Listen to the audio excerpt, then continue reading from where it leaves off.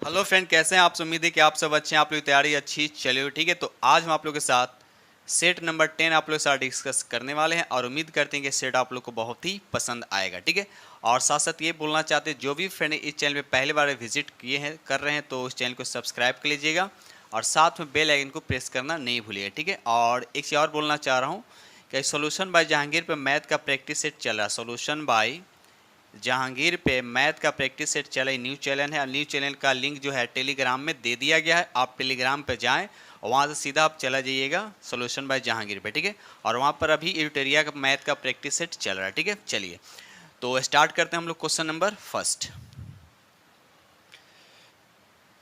Question number first कहता है किस पेशवा के समय मराठा साम्राज्य का सर्वाधिक विस्तार था। ठीक है, याद रखिए इसका राइट आंसर आपका हो जाएगा डी हो जाएगा बालाजी बाजीराव। याद रखिए बालाजी बाजीराव के समय। अब रहा सवाल कि बालाजी बाजीराव की बात है तो इसका कार्यकाल कब से कब तक था, तो याद रखिए 1740 से 1761। याद रखिए 1740 से 1761।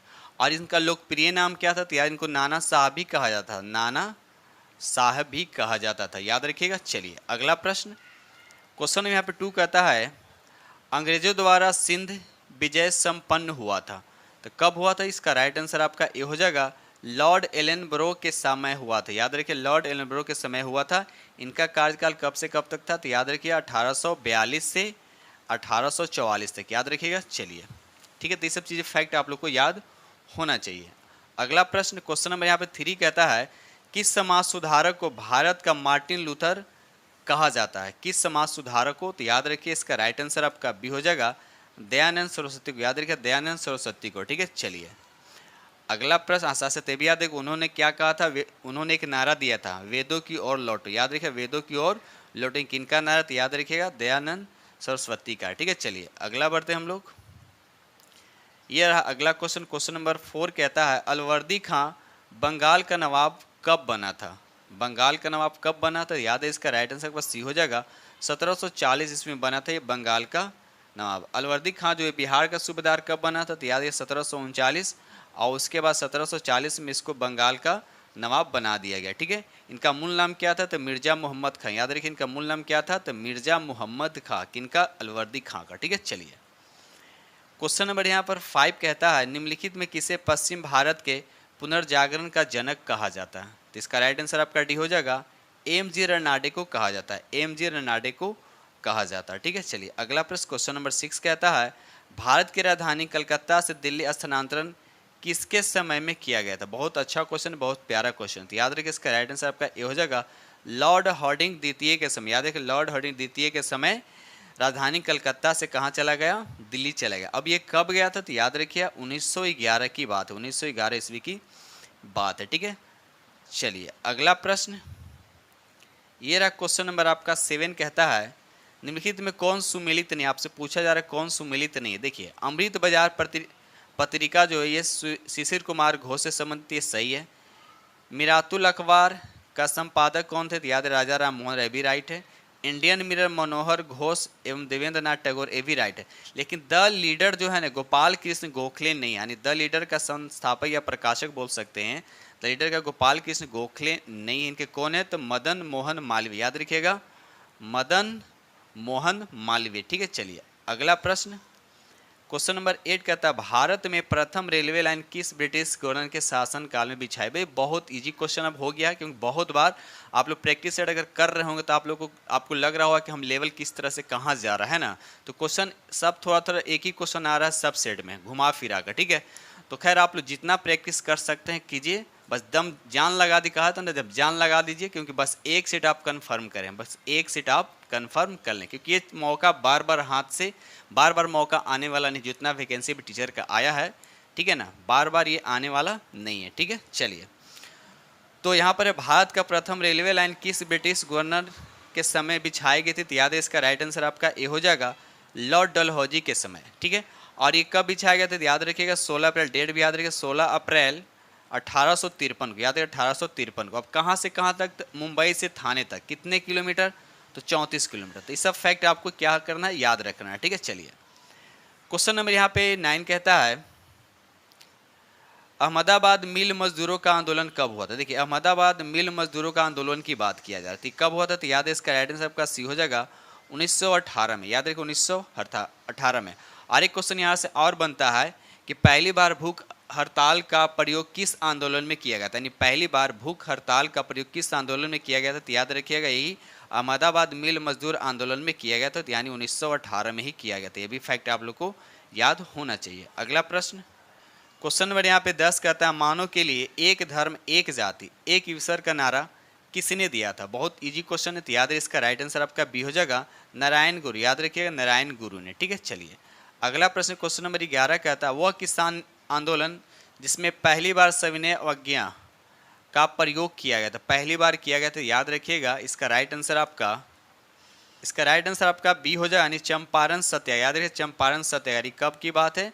1917। याद है 1917। ठीक है, चलिए और इस चंपारण जो विद्रोह जो हुआ था किससे रिलेटेड? यानी तीन कठिया प्रणाली। तीन कठिया प्रणाली का मतलब हुआ कि 20 कट्ठा में 3 कट्ठा नील की खेती, ठीक है ना, नील की खेती करना, ये अंग्रेज का था। अंग्रेज का काम था कि अब 20 कट्ठा आप रोप रहे तो उसमें 3 कट्ठा आपको नील की खेती करना है। ठीक है, चलिए आगे बढ़ते हम लोग। क्वेश्चन नंबर यहाँ पे 12 कहता है अखिल भारतीय किसान सभा के प्रथम अध्यक्ष कौन थे? बहुत अच्छा क्वेश्चन है, बीपीएससी में हमेशा ही क्वेश्चन देखने को मिलता है। तो याद है इसका राइट आंसर आपका डी हुआ स्वामी सहजानंद सरस्वती। याद है कि स्वामी सहजानंद सरस्वती। ठीक है, अब रहा सवाल कि अखिल भारतीय किसान सभा की बात होती है, इसकी स्थापना कब हुआ था? तो याद रखिए 1936 में हुआ था। और कहाँ हुआ था? तो ये लखनऊ में हुआ था। कहाँ हुआ था? तो ये लखनऊ में हुआ था। और इसके संस्थापक कौन थे? तो स्वामी सहजानंद सरस्वती खुद थे। और इसके महासचिव कौन थे? एन जी रंगा। याद रखिएगा एन.जी. रंगा। ठीक है, इसके कौन थे? तो सचिव थे। याद रखिएगा। चलिए ये रहा अगला प्रश्न क्वेश्चन नंबर यहाँ पर 13 कहता है महात्मा गांधी को किस व्यक्ति ने अर्धनग्न फकीर कहकर संबोधित किया था? तो यार इसका राइट आंसर आपका सी हो जाएगा विंस्टन चर्चिल ने कहा था। अब कब कहा था? जब वो द्वितीय गोलमेज सम्मेलन जो हुआ था उसमें वो भाग लेने के लिए कहाँ गए थे? लंदन गए थे। ठीक है ना, याद है द्वितीय गोलमेज सम्मेलन की वक्त इनको कहा गया था। द्वितीय गोलमेज सम्मेलन कब हुआ था? तो 1931 में। याद रखिएगा डेट भी। चलिए क्वेश्चन नंबर यहाँ पे 14 कहता है द्वितीय बौद्ध संगीति किसके शासनकाल में आयोजित किया गया था? बहुत इजी क्वेश्चन, किसके शासनकाल में आयोजित किया गया था? तो याद अभी हम एक इससे पहले वाले प्रैक्टिस में बताए थे अ का अक। अब अ का मतलब कितने अक्षर? 1 2 3 4, 4 बौद्ध संगीति। पहला में कौन था? अजात शत्रु। अ से अजात हो जाएगा, क से काला शोक हो जाएगा, अ से फिर हो जाएगा अशोक हो जाएगा, और क से कनिष्क हो जाएगा। तो इस तरह से आप शॉर्टकट में आप याद रख सकते हैं चारों बौद्ध संगीति का। ठीक है, तो पहला बौद्ध संगीति किसके शासनकाल में हुआ था? तो अजातशत्रु का। द्वितीय किसके शासनकाल में हुआ था? तो काला शोक का। तृतीय किसके शासनकाल में हुआ था? तो अशोक का। और चौथा हुआ था कनिष्क का। तो आपसे पूछा क्या है? तो आपसे पूछा कि द्वितीय बौद्ध संगीति, तो अ का मतलब काला शोक, यानी ऑप्शन आपका 20 करेक्ट आंसर हो जाएगा। अब रहा सवाल कि कब हुआ था? तो याद है 383 ईस्वी पूर्व में हुआ था। ठीक है, आई बस समझ में। चलिए और उस समय उसकी अध्यक्षता कौन किया था? तो शब्बा कामी। याद रखिएगा शब्बा कामी। तो सब जो भी फैक्ट हम बता रहे हैं सब आपको याद रखना पड़ेगा। ठीक है, चलिए क्वेश्चन नंबर यहाँ 15 कहता है निम्नलिखित में कौन सुमेलित नहीं? फिर आपको दे दे कि इसमें से कौन सा सुमेलित नहीं है। तो याद है इसका राइट आंसर आपका बी होगा इल्बर्ट बिन। इल्बर्ट बिन जो है लॉर्ड लिटन से संबंधित ने। बाकी ठगी प्रथा का दमन विलियम बेटिंग, ये भी राइट है। रिंग फेस नीति वारेन हेस्टिंग, ये भी राइट है। दास प्रथा का अंत लॉर्ड एल्बरो, ये भी राइट है। लेकिन आपका बी जो है गलत है। एल्बर्ट बिन लॉर्ड लिटन ये गलत है। एल्बर्ट बिन जो होता है लॉर्ड रिपन में होता, यानी इसका कौन था? लॉर्ड रिपन, यानी इससे संबंधित होगा लॉर्ड रिपन। लिटन नहीं, रिपन होना चाहिए। ठीक है, क्वेश्चन नंबर यहाँ पर 16 कहता है किस आंदोलन के दौरान ऑपरेशन जीरो आवर चलाया गया था? तो याद है इसका राइट आंसर आपका सी हो जाए भारत छोड़ो आंदोलन। अब जब भारत छोड़ो आंदोलन की बात हो रहा तो भारत छोड़ो आंदोलन कब स्टार्ट हुआ? तो याद रखिए 1942 में। याद है 1942 की बातें हैं। चलिए रहा क्वेश्चन नंबर आपका 17 कहता है किस व्यक्ति ने जलियांवाला बाग हत्याकांड को जानबूझकर की गई हत्या कहकर संबोधित किया था? तो किस व्यक्ति ने कहा था? तो याद रखिए इसका राइट आंसर आपका बी हो जाएगा C.F. एंड्रयूज। C.F. एंड्रयूज ने कहा था। ठीक है, चलिए अगला प्रश्न क्वेश्चन नंबर 18 कहता है भारत दुर्दशा पुस्तिका के लेखक कौन है? ये आपसे पूछा गया, बिल्कुल इजी क्वेश्चन। तो याद है इसका राइट आंसर आपका ए हो जाएगा भरतेंदु हरिश्चंद्र। याद है भरतेंदु हरिश्चंद्र। अब यहाँ पर आया है आपका कुछ प्रेमचंद। प्रेमचंद जो है सोजे वतन के लेखक प्रेमचंद्र जी हैं। अगर हम बात करते हैं रश्मि उर्वशी, ठीक है, तो इसके लेखक कौन है? तो रामधारी सिंह दिनकर जी, याद रखिएगा सब फैक्ट, ठीक है। अब भारत भारती के लेखक कौन है? तो मैथिली शरण गुप्त जी, ठीक है। चलिए आगे बढ़ते हैं हम लोग। क्वेश्चन यहाँ पे 90 कहता है कि कर्म का सिद्धांत संबंधित है। कर्म का सिद्धांत संबंधित है तो किससे संबंधित है? तो याद रखिए इसका राइट आंसर आपका बी हो जाएगा, मीमांसा से। याद रखिए मीमांसा से संबंधित है, ठीक है। चलिए अगला प्रश्न क्वेश्चन नंबर 20 कहता है महात्मा बुद्ध का महापरिनिर्वाण कहाँ प्राप्त हुआ था? तो याद रखिए कुशीनारा में प्राप्त हुआ था। कुशी महापरिनिर्वाण का मतलब कि मृत्यु से रिलेटेड है, ठीक है ना। तो कहाँ प्राप्त हुआ था? कुशीनारा में इनको प्राप्त हुआ था, ठीक है। अब रहा सर कि महात्मा बुद्ध इसका जन्म कब हुआ था? तो याद रखिए 563 ईस्वी पूर्व में जन्म हुआ था और 80 वर्ष की अवस्था में इनकी मृत्यु हो गई थी, ठीक है ना। और इनके ज्ञान की प्राप्ति 35 वर्ष की अवस्था में हुआ, तो ये भी याद रखिएगा। आई कुशीनगर कुशीनारा जो कहाँ है? तो यूपी में है। तो ये सब फैक्ट आपको याद होना चाहिए, बहुत सारे हैं। अगर इसकी बात करें कि पहला उपदेश कहाँ दिए थे, तो ये सारनाथ में दिए थे। और सबसे ज़्यादा उपदेश कहाँ दिए थे? तो ये श्रावस्ती में दिए थे, ठीक है। और इनकी मृत्यु कब हुई थी? तो 483 ईस्वी पूर्व में। तो ये सब फैक्ट हैं जो आप लोग को इंपॉर्टेंट है, जो याद रखना है, ठीक है। चलिए आगे बढ़ते हैं हम लोग। क्वेश्चन नंबर यहाँ पे 21। चलिए क्वेश्चन नंबर 21 कहता है विजयनगर साम्राज्य के किस शासक ने सर्वप्रथम मुस्लिमों को अपने सेना में स्थान दिया था? तो याद रखिए इसका राइट आंसर आपका बी हो जाएगा, देवराय द्वितीय ने। देवराय द्वितीय ने। अब विजयनगर की बात आ रहा है तो विजयनगर की स्थापना किसने किया था? तो याद रखिएगा हरि और बुक्का दोनों भाई थे, और ये कब किए थे? तो याद रखिएगा 1336 ईस्वी में। तो ये सब भी आप लोग को याद रखिएगा, ठीक है। चलिए अगला क्वेश्चन नंबर 22 कहता है किसके प्रशासनिक सुधारों के तहत सरकार इकाएं शुरू की गई थी? बिल्कुल जी क्वेश्चन याद रखिए, इसका राइट आंसर आपका सी हो जाएगा, यानी शेरशाह सूरी। अब शेरशाह सूरी का मकबरा कहाँ है? इससे भी क्वेश्चन याद रखिए, बिहार में है। अब बिहार में कहाँ थी? सासाराम में। तो ये सब फैक्ट याद होना चाहिए, ठीक है। चलिए आगे बढ़ते हम लोग। ये रहा क्वेश्चन नंबर आपका 23 का था जहांगीर ने किस ब्रिटिश नागरिक को इंग्लिश खां की उपाधि दी है? तो याद रखिए इसका राइट आंसर आपका बी हो जाएगा, विलियम हॉकिंस को जहांगीर ने इंग्लिश खां की उपाधि दिया था, ठीक है। चलिए अगला प्रश्न क्वेश्चन नंबर 24 कहता है शिवाजी ने किस वर्ष अफजल खां की हत्या की थी? अफजल खां की हत्या शिवाजी ने कब की थी? ये भी क्वेश्चन हो सकता है। तो याद है इसका राइट आंसर आपका सी हो जाएगा 1659 ईस्वी में। याद है 1659 ईस्वी में। और शिवाजी की मृत्यु कब हुआ था? तो याद है 1680 ईस्वी में, भी याद रखिएगा। चलिए ये रहा क्वेश्चन नंबर आपका 25। क्वेश्चन नंबर 25 कहता है ऋग्वेद में प्रयुक्त अधन्या शब्द का प्रयोग किसके लिए किया गया? तो याद रखिए गाय के लिए किया गया। किसके लिए किया गया धन्या शब्द? तो ये गाय के लिए। क्वेश्चन नंबर 26 कहता है निम्नलिखित महाजनपद और उनकी राजधानी में कौन सुमेलित नहीं है? कौशल की सरस्वती, ये भी राइट है। सूरसेन का मथुरा, ये भी राइट है। वत्स का कौशाम्बी, ये भी राइट है। लेकिन कुरु का अहिच्छत्र नहीं है, बल्कि कुरु का कहाँ है? इंद्रप्रथ, याद रखिए इंद्रप्रथ, ठीक है, याद रखिएगा। और ये अहिच्छल जो है कहाँ की राजधानी थी? पंचाल की राजधानी, याद रखिए पंचाल का, ठीक है। चलिए क्वेश्चन नंबर 27 कहता है स्थायी बंदोबस्त व्यवस्था किस वर्ष लागू किए थे? स्थायी बंदोबस्त जो व्यवस्था है ये किस वर्ष लागू किया गया था? तो याद है इसका राइट आंसर आपका डी हो जाएगा 1793 ईस्वी में। 1793 ईस्वी में अस्थायी बंदोबस्त लागू किया था। अब उसका लॉर्ड कॉर्नवालिस के, याद रखिए लॉर्ड कॉर्नवालिस के समय में, ठीक है। चलिए आगे बढ़ते हम लोग। क्वेश्चन नंबर 28 कहता है नवरत्न किस गुप्त राजा के दरबार में थे? कहा जा रहा है कि नवरत्न जो थे वो किस गुप्त राजा के दरबार में थे? तो याद रखिए इसका राइट आंसर आपका सी होगा चंद्रगुप्त द्वितीय। याद रखिए चंद्रगुप्त द्वितीय। कमेंट सेक्शन में बताइए गुप्त वंश के संस्थापक कौन थे? गुप्त वंश के संस्थापक कौन थे, ठीक है। चलिए आगे बढ़ते हम लोग। Question number next question number यहाँ पे 29 कहता है सूची 1 को सूची 2 से क्या करना? सुमेलित करना। मुद्राक्षर कौन है इसके? तो याद रखिए विशाख दत्त हो जाएंगे, यानी ए का हो जाएगा आपका 3। मृच्छकटिकम का राइटर कौन, यहाँ पे लेखक कौन हो जाएगा? तो शूद्रक, यानी बी का हो जाएगा आपका 1 हो जाएगा। अर्थशास्त्र यहाँ लिखा हुआ इसका हो जाएगा आपका विष्णुगुप्त यानी चाणक्य, तो ये हो जाएगा आपका 4, यानी सी का हो जाएगा 4 और बी का हो जाएगा आपका 1। तो 3 1 4 3 1 4 देखिए, और उसके बाद 2 हो जाएगा, ठीक है ना। तो देखा है किस ऑप्शन में यहाँ पे 3 1 4, तो 3 1 4 यानी राइट आंसर आपका सी पे जाएगा। 3 1 4 उसके बाद 2 हो जाएगा, ठीक है। चलिए अगला प्रश्न क्वेश्चन नंबर यहाँ पे 30 कहता है प्रसिद्ध विद्वान चाणक्य द्वारा लिखित पुस्तक अर्थशास्त्र का संबंध किस विषय में? अर्थशास्त्र में जो लिखा गया है वो किसके विषय में लिखा गया? तो याद रखिए इसका राइट आंसर आपका ए हो जाएगा शासन के सिद्धांत और राजनीति के संबंध में लिखा गया, ठीक है।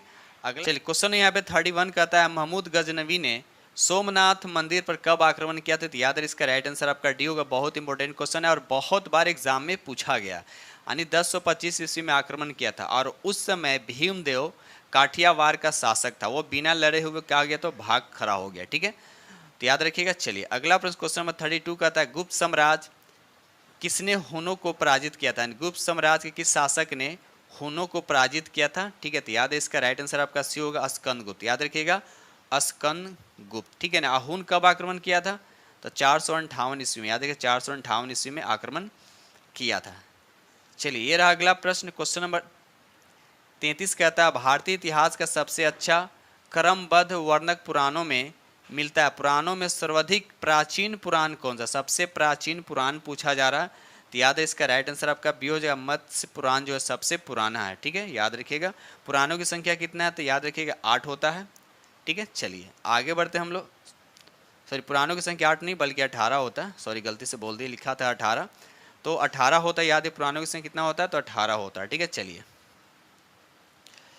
क्वेश्चन नंबर यहाँ पे 34 कहता है निम्नलिखित में से किस शासक ने शुद्ध संस्कृति में पहला लंबा शिलालेख जारी किया? तो याद है इसका राइट आंसर आपका ए होगा, रुद्रदामन। याद रखिएगा, रुद्रदामन ने। ठीक है, चलिए ये रहा अगला प्रश्न क्वेश्चन नंबर 35 कहता है हॉट स्पॉट की अवधारणा के प्रतिपादक कौन थे? तो इसका राइट आंसर आपका ए हो जाएगा, नॉर्मल मायर्स। याद रखिए, नॉर्मल मायर्स। ठीक है, चलिए क्वेश्चन नंबर 36 कहता है परमान डॉल्फिन अभयारण्य बिहार के किस जिले में? देखिए बिहार से क्वेश्चन आ गया। बहुत सारे बच्चे कमेंट्स आ कि बिहार का एग्जाम वाले कि बिहार के क्वेश्चन देखने को नहीं मिलता।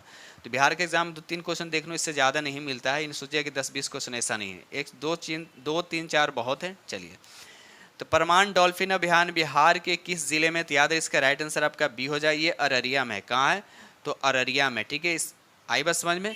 अब रहा सवाल कि परमान, ये जो परमान डॉल्फिन अभयारण्य है इसमें डॉल्फिन की संख्या कितना है? तो याद रखिए 15 है। कितना है? तो 15 भी आप याद रखिएगा। ठीक है, चलिए ये रहा अगला प्रश्न क्वेश्चन नंबर 37 का। देखिए फिर बिहार से क्वेश्चन आ गया।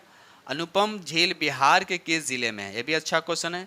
अनुपम झील जो है बिहार के किस जिले में? तो याद रखिए इसका राइट आंसर आपका ए हो जाएगा, ये कैमूर में है। कहाँ है? तो ये कैमूर में, याद रखिएगा। चलिए क्वेश्चन नंबर यहाँ पर 38 कहता है भारत वन स्थिति रिपोर्ट 2021 के अनुसार बिहार में वनावरण एवं वृक्षावरण में क्रमशः वृद्धि हुई। तो कितना वृद्धि हुई? तो याद रखिए इसका राइट आंसर आपका सी होगा, यानी 75 वर्ग किलोमीटर। यानी 75 वर्ग किलोमीटर में क्या वनावरण वृद्धि हुआ, और वृक्षावरण में 338 वर्ग किलोमीटर में। ठीक है, चलिए ये रहा अगला प्रश्न क्वेश्चन नंबर 39 कहता है भारत में अर्थ शोधन निवारण अधिनियम 2002 कब लागू हुआ था? तो याद है इसका राइट आंसर आपका डी हो जाएगा, 2005 में। नहीं कि 2000 देखकर यहाँ 2000 तो ऑप्शन नहीं दे रखा, अगर रहता तो मार भी देते लोग।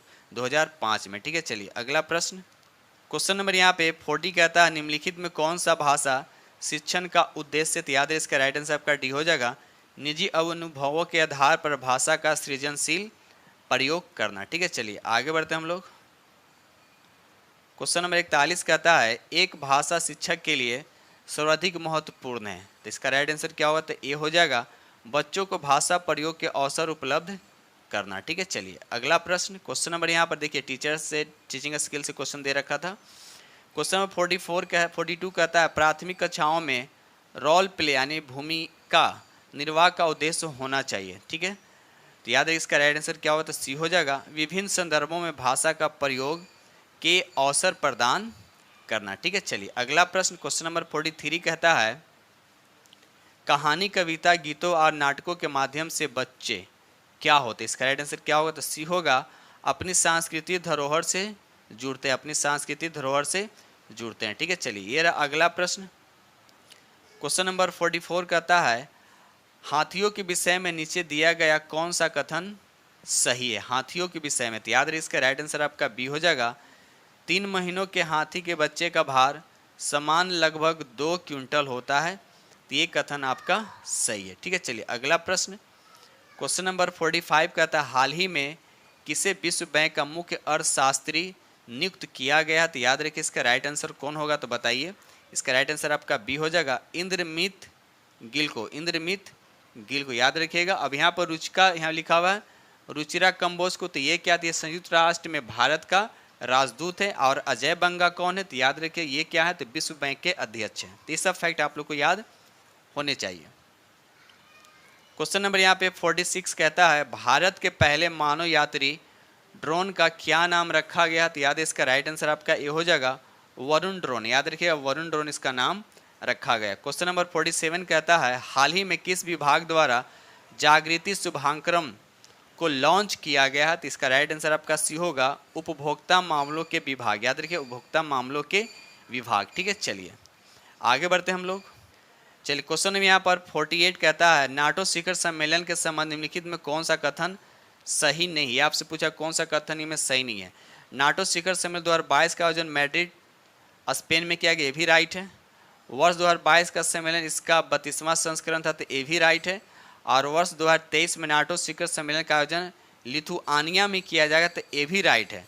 तो देखा जाए तो सब तो राइट ही है, तो यानी ऑप्शन हो जाएगा डी हो जाए, इनमें से कोई नहीं। ठीक है, चलिए अगला। चलिए क्वेश्चन नंबर यहाँ 49 कहता है हाल ही में बिहार सरकार ने किस नदी पर भारत के सबसे ऊंचे रबर डैम का निर्माण किया, तो याद है इसका राइट आंसर आपका सी हो जाएगा फल्गु नदी पे। याद रखिए फल्गु नदी पे। ठीक है, चलिए अगला प्रश्न क्वेश्चन नंबर 50। क्वेश्चन नंबर 50 कहता है जैव उर्वरकों के बजाय रासायनिक उर्वरकों का उपयोग करने से निम्नलिखित में से क्या नुकसान होता है। ठीक है, तो याद रखिए इसका राइट आंसर आपका सभी होगा उच्च लागत, पर्यावरण प्रदूषण और मिट्टी की कमी। तो राइट आंसर क्या हो जाएगा डी, यानी ऑप्शन आपका D is the correct answer, यानी सभी हो जाएंगे। क्वेश्चन 51 कहता है उस प्रक्रिया का क्या नाम है जिसके द्वारा डीएनए को आरएनए में बदला जाता है। डीएनए को आरएनए में बदला जाता है, तो याद है इसका राइट आंसर आपका ये हो जाएगा ट्रांसक्रिप्शन। याद है ट्रांसक्रिप्शन इसका राइट आंसर हो जाएगा। क्वेश्चन नंबर 52 कहता है वह कौन सी प्रक्रिया जिसके द्वारा नई प्रजातियां उत्पन्न होती है, तो इसका राइट आंसर आपका ये हो जाएगा प्रजातिकरण। याद है प्रजातिकरण उसको कहते हैं। ठीक है, चलिए ये रहा अगला प्रश्न। क्वेश्चन नंबर 53 कहता है कौन सा पोषक तत्व एक प्रकार का कार्बोहाइड्रेट है जिससे मनुष्य द्वारा पचाया नहीं जा सकता और फलों, सब्जियों और साबुत अनाजों में पाया जाता है। तो इसका राइट आंसर कौन होगा, तो आपका ए हो जाएगा, यानी फाइबर। याद रखिएगा इसका राइट आंसर आपका फाइबर हो जाएगा। ठीक है, चलिए तो फाइबर एक प्रकार क्या तो कार्बोहाइड्रेट ही होता है। याद रखिए कार्बोहाइड्रेट ही होता है। ये रहा क्वेश्चन नंबर आपका 54। लाल रक्त कोशिकाओं के उत्पादन के लिए कौन सा पोषक तत्व महत्वपूर्ण है, तो याद है लाल कोशिका, ये लाल रक्तकण की मानी आरबीसी की बात किया जा रहा है। ठीक है, तो आरबीसी के लिए कौन सा महत्वपूर्ण होता है, आयरन सबसे ज़्यादा महत्वपूर्ण होगा। ठीक है, चलिए आगे बढ़। क्वेश्चन नंबर 55 कहता है उस जोड़ का क्या नाम है जो तीनों तलों में गति में सहायक होता है, तो इसका राइट आंसर आपका ये हो जाए बॉल एंड सॉकेट। याद है बॉल एंड सॉकेट जॉइंट। ठीक है, चलिए अगला प्रश्न क्वेश्चन नंबर 56 कहता है मच्छरों को नियंत्रित करने के लिए इस्तेमाल की जाने वाली कीटभक्षी मछली कौन है, तो याद है इसका राइट आंसर आपका बी हो जाएगा गम्बूसिया। याद रखिए गम्बूसिया। ठीक है, चलिए अगला कहता है केंद्रीय रिक्तिका जो केवल पादप कोशिका में पाई जाती है इसका कार्य क्या, तो याद है इसका राइट आंसर आपका सी हो जाएगा पानी और अन्य पदार्थों को संचित करना। पानी और अन्य पदार्थों को संचित करना। ठीक है, चलिए ये रहा अगला प्रश्न क्वेश्चन नंबर 58 कहता है जीनेटिक्स निम्न में से किसका अध्ययन है, तो आपको बताएं जीनेटिक्स निम्न में से किसका अध्ययन है, तो याद रखिए इसका राइट आंसर आपका डी हो जाएगा अनुवंशिकता का, यानी जीनेटिक का। ठीक है, चलिए क्वेश्चन नंबर यहाँ पे 59 कहता है प्रकाश वर्ष मात्रक है, तो याद रखिए बहुत बार क्वेश्चन डिस्कस हो चुका है, ये दूरी का मात्रक है। दूरी का मात्रक है, सबसे बड़ा दूरी का मात्रक कौन सा है कमेंट सेक्शन में जरूर बताइएगा। ठीक है, चलिए क्वेश्चन नंबर यहाँ पर 60 कहता है यदि दो वस्तुओं एक भारी और एक हल्की को जमीन के ऊपर समान ऊंचाई से गिराई जाती है तो कौन सी वस्तु पहले जमीन पर पहुंचेगी। निर्वात लिखा हुआ तो निर्वात में तो भी क्वेश्चन बहुत बार डिस्कस किया जा चुका है, तो याद रखिएगा इसका राइट आंसर आपको बताना कौन सा होगा, तो डी हो। इनमें से कोई नहीं, भारी वस्तु पहले ये भी गलत है, हल्की वस्तु पर ये भी है गलत है, यह वस्तु के आकार पर निर्भर करता है, ये भी आपका गलत हो जाएगा। क्योंकि जब निर्वात नहीं है तो चाहे हल्का वस्तु हो या भारी वस्तु दोनों एक साथ क्या होंगे अर्थ पे गिरेंगे। ठीक है ना, दोनों एक साथ अर्थ पे गिरेंगे। ठीक है, चलिए अगला प्रश्न क्वेश्चन नंबर यहाँ पे 61 कहता है रेफ्रिजरेटर कैसे काम करता है, इसका राइट आंसर आपका ए हो जाएगा रेफ्रिजरेटर के अंदर हवा को ठंडा करके। याद रखिए रेफ्रिजरेटर के अंदर के हवा को ठंडा करके। ठीक है, चलिए अगला प्रश्न क्वेश्चन नंबर 62 कहता है प्रकाश तरंग किस प्रकार के तरंग है? याद रखिए इसका राइट आंसर आपका बी हो जाएगा, विद्युत चुंबकीय तरंग। याद रखिए विद्युत चुंबकीय तरंग है। ठीक है, चलिए अगला प्रश्न क्वेश्चन नंबर 63, अल्ट्रासाउंड तरंग की आवृत्ति रेंज कितना होता है? तो याद रखिए इसका राइट आंसर आपका सी हो जाएगा, 20,000 हर्ट्ज से 1 मिलियन हर्ट्ज के बीच होता है। याद रखिएगा। चलिए क्वेश्चन नंबर यहाँ पर 64 कहता है, निम्नलिखित में से कौन सा उपकरण विद्युत ऊर्जा को यांत्रिक ऊर्जा में परिवर्तित कर दे? कि विद्युत ऊर्जा को यांत्रिक ऊर्जा में परिवर्तित करता है। तो याद रखिए इसका राइट आंसर आपका बी हो जाएगा, मोटर। मोटर का काम क्या है? जैसे मोटर घरों में, हर घरों में पानी चढ़ाने के लिए मोटर होता है। मोटर में क्या इलेक्ट्रिसिटी सप्लाई किया जाता है, उसके बाद वो मैकेनिकल वर्क करता है, यानी इलेक्ट्रिकल एनर्जी उसको देते हैं, उसके बाद ये काम करता है। यानी मैकेनिकल का मतलब वो काम करना, यानी मैकेनिकल वर्क करता है। जनरेटर का काम क्या है? ये मैकेनिकल एनर्जी को इलेक्ट्रिकल एनर्जी में कन्वर्ट करता है। और ट्रांसफार्मर का काम क्या है? वोल्टेज को घटाना और बढ़ाना। तो ये सब फैक्ट आपको याद होने चाहिए। ठीक है, चलिए क्वेश्चन में यहाँ पर 65 कहता है, निम्नलिखित में कौन सा कारक नहीं है जो एक माध्यम में ध्वनि की गति को प्रभावित करता है? तो याद रखिए इसका राइट आंसर आपका बी हो जाएगा, चुंबकीय क्षेत्र की ताकत। याद रखिए चुंबकीय क्षेत्र की ताकत। ठीक है दोस्त, चलिए अगला प्रश्न क्वेश्चन नंबर 66 कहता है, मानव शरीर में सर्वाधिक मात्रा यानी सर्वाधिक पाए जाने वाले तत्व निम्नलिखित में से कौन सा? यानी सबसे ज्यादा शरीर में कौन सा तत्व पाया जाता है? तो याद रखिए ऑक्सीजन पाया जाता है सबसे ज्यादा। कितना परसेंट? लगभग ये 65% के आसपास ये पाया जाता है। ठीक है, चलिए क्वेश्चन नंबर यहाँ पर 67 कहता है, कॉस्मिक किरणें। तो कॉस्मिक किरणें क्या? तो याद है इसका राइट आंसर सी हो जाएगा, आवेशित तथा अनावेशित दोनों हो सकती है। आवेशित तथा अनावेशित दोनों हो सकती है। ठीक है, चलिए अगला क्वेश्चन नंबर 68 कहता है, आधुनिक आवर्त सारणी के किस वर्ग में ऊपर से नीचे आने पर परमाणु की त्रिज्या का मान में क्या परिवर्तित होता है? कि कह रहा है किसी भी वर्ग में ऊपर से जब नीचे आते हैं तो उसके परमाणु त्रिज्या के मान में क्या फर्क पड़ता है? तो याद रखिए बढ़ता है। ये क्या होता है? तो बढ़ता है। याद रखिएगा। चलिए question number next question number 69 कहता है, नाभिकीय रिएक्टर में किस धातु का प्रयोग मंदक के रूप में किया जाता है? ठीक है, तो यहाँ पर भारी जल ग्रेफाइट दोनों किया था। इस साधारण बल क्या होता है? तो इस क्वेश्चन को थोड़ा देखिए, क्वेश्चन में क्या डाउट है, यहाँ पर क्या होना चाहिए। ठीक है, इसका आंसर ये साधारण बल क्या होता है। ठीक है, चलिए अगला प्रश्न क्वेश्चन नंबर 70 कहता है, 70 कहता है कि निम्न में से कौन सा तत्व सर्वाधिक वैद्युत धनात्मक प्रदर्शित करता है? तो याद इसका राइट आंसर आपका सी होगा, फ्रेंसियम। याद रखिए फ्रेंसियम। ठीक है, चलिए क्वेश्चन नंबर 71 कहता है, निम्न में किसका पीएच मान 7 होता है? तो जाहिर से जिसका पीएच मान 7 होता है वह क्या विलेन क्या होता है? उदासीन होता है। वो क्या होता है? उदासीन होता है। और जिसका पीएच मान 7 से कम होता है वह अम्लीय होता है। और जिसका पीएच मान 7 से ज़्यादा होता है वह क्षारीय होता है। तो ये सब फैक्ट आपको याद होने चाहिए। तो आपसे पूछा क्या है, निम्न से किसका पीएच मान 7 होता है? तो हो जाएगा आपका ए, यानी उदासीन विलयन का। जैसे एग्जाम्पल में ले लीजिए वाटर, यानी जल की बात करते हैं तो ये क्या होता है? उदासीन होता है। ठीक है, चलिए क्वेश्चन नंबर 72 कहता है, वनस्पति घी के निर्माण में कौन सी गैस प्रयुक्त होती है? याद है इसका राइट आंसर आपका ए हो जाएगा, हाइड्रोजन गैस का प्रयोग किया जाता है। इसीलिए इस प्रोसेस को क्या कहा जाता है? हाइड्रोजनीकरण कहा जाता है। ठीक है, चलिए अगला क्वेश्चन नंबर 73 कहता है, स्विमिंग पूल के पानी को स्वच्छ रखने के लिए निम्नलिखित में से किसका प्रयोग किया जाता है? तो याद है इसका राइट आंसर आपका डी हो जाएगा, क्लोरीन का यूज़ किया जाता है। क्लोरीन का यूज़ किया जाता है। ठीक है, चलिए अगला प्रश्न क्वेश्चन नंबर यहाँ पर 74 कहता है, निम्नलिखित में से राष्ट्रपति के द्वारा अपनी कार्यपालिका शक्ति का प्रयोग किया जाता है? तो याद है इसका राइट आंसर आपका सी हो जाएगा, अपने अधीनस्थ अधिकारियों के सहयोग से। अपने अधीनस्थ अधिकारियों के सहयोग से। ठीक है, चलिए अगला प्रश्न क्वेश्चन नंबर 75 कहता है, भारतीय संविधान में मौलिक अधिकार की अवधारणा को निम्नलिखित में से किस देश के संविधान से लिया गया? तो बहुत अच्छा क्वेश्चन। तो याद है इसका राइट आंसर आपका बी हो जाएगा, संयुक्त राज्य अमेरिका से लिया गया। संयुक्त राज्य अमेरिका से लिया गया है। और ये किस में आता है? तो भाग ये 3 में आता है, मूल अधिकार। और अनुच्छेद की बात की जाती है 12 से 35 अनुच्छेद में आता है। तो ये सब फैक्ट आपको याद होने चाहिए। क्वेश्चन नंबर 76 कहता है, निम्नलिखित राज्यों में से किस राज्य में 2 स्तरीय पंचायती राज व्यवस्था है? अगर यहाँ ऑप्शन के अकॉर्डिंग देखा तो यहाँ पर हो जाएगा आपका सिक्किम। सिक्किम में क्या 2 स्तरीय पंचायती राज व्यवस्था, याद रखिएगा सिक्किम। और कौन कौन सा? तो वो भी याद रखिए, ग्राम पंचायत और जिला पंचायत। याद रखिए ग्राम पंचायत और जिला पंचायत। इसके अलावा मणिपुर में भी यही व्यवस्था है। मणिपुर की अगर हम बात करें तो मणिपुर में भी यही व्यवस्था है, ग्राम पंचायत और जिला पंचायत। ठीक है, तो ये सब फैक्ट याद रखिएगा। ठीक है, चलिए अगला प्रश्न क्वेश्चन नंबर 77 कहता है भारतीय संविधान के भाग 4 में दिए गए नीति निर्देशक सिद्धांतों में कौन से तत्व शामिल है। तो याद रखिए यहाँ पर राइट आंसर आपका 1 हो जाएगा, 2 यानी राइट आंसर आपका 20 करेक्ट आंसर हो जाएगा।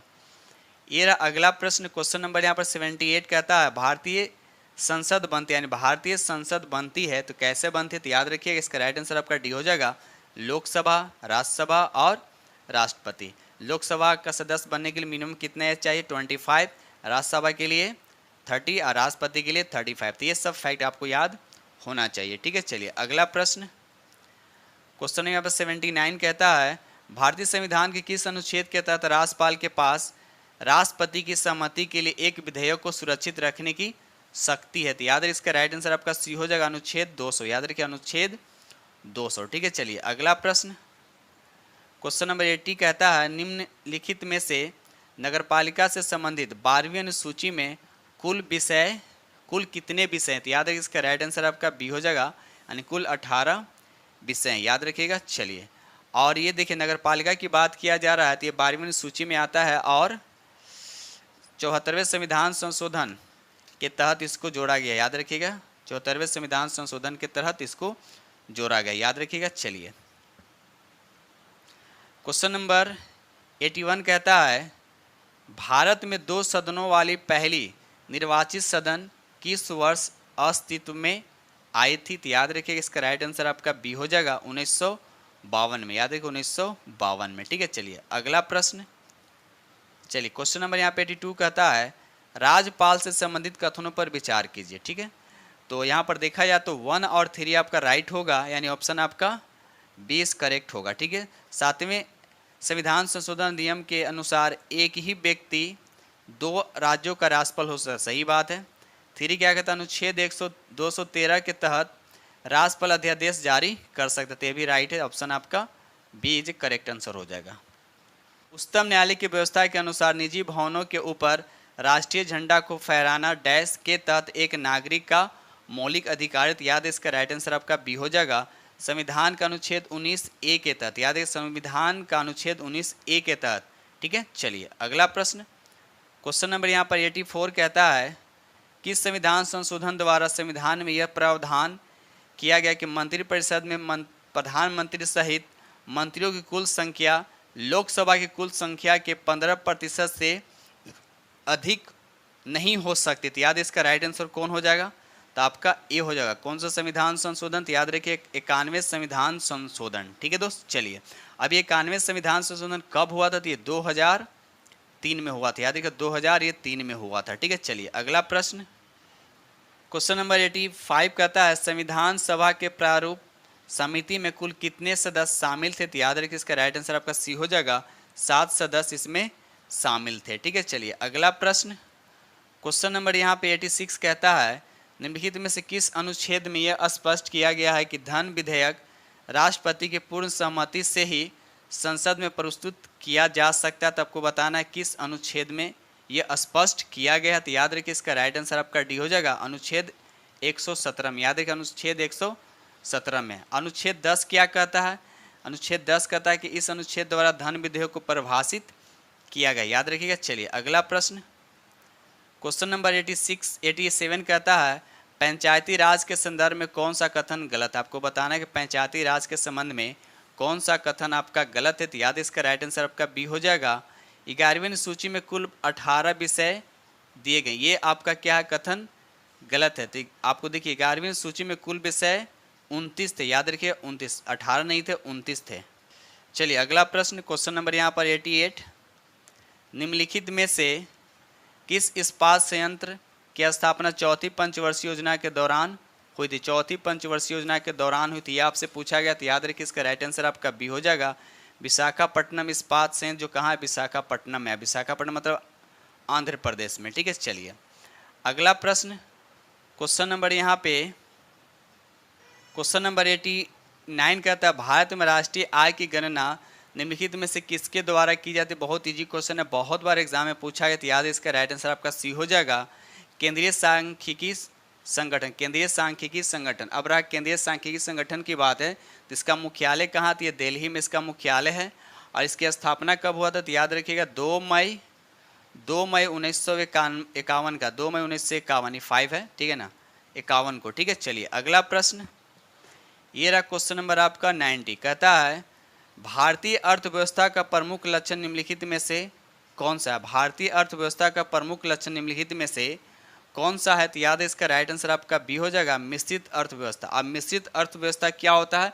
मिश्रित अर्थव्यवस्था पूंजीवाद एवं समाजवाद दोनों की विशेषता का सम्मिश्रण है, ठीक है। चलिए क्वेश्चन नंबर 91 कहता है केंद्रीय बजट के अनुसार चालू वित्त वर्ष 2023-24 के लिए कृषि ऋण लक्ष्य क्या? कृषि ऋण लक्ष्य क्या है? तो याद है इसका राइट आंसर आपका बी हो जाएगा, 20 लाख करोड़ रुपये। याद रखिए 20 लाख करोड़ रुपये, ठीक है। चलिए ये रहा अगला प्रश्न, क्वेश्चन नंबर 92।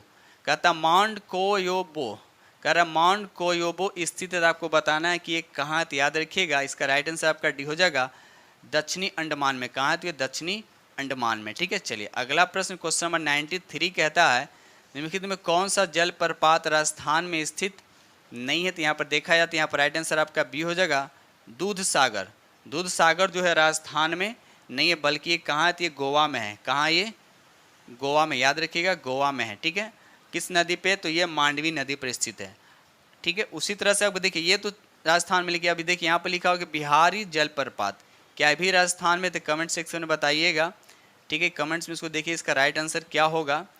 ऐसे तो ये क्या है, दूध सागर कहाँ है? तो गोवा में है, ठीक है। चलिए आगे बढ़ते हम लोग क्वेश्चन नंबर नेक्स्ट।